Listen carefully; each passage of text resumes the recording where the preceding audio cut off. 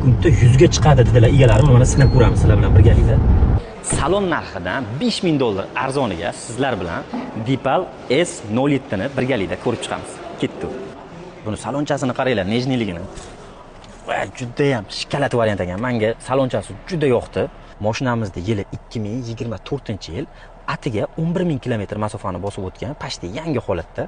Mashinani texnik hech qanaqa ishi yo'q. Tonirovka ruxsatlari, qimmat 3D poliklar qo'yilgan, 4 ta yumshoq balonlar taqilgan, xullas tayyor holatda. Bunaqa mashinalarni olib kirish uchun 35 kun, 40 kun kutish kerak. Narxi bundan ancha baland bo'ladi. Xudo xolasa buni biz savdolashib, egalari bilan savdolashib, sizlar uchun narxini hech qayerda yo'q narxda qo'yishdi. Xudo xolasa harakat qildik. Mashinani navrotlarini birma-bir ko'rsatib o'tishga harakat qilamiz. Birinchisi xolodilniki bor ekan.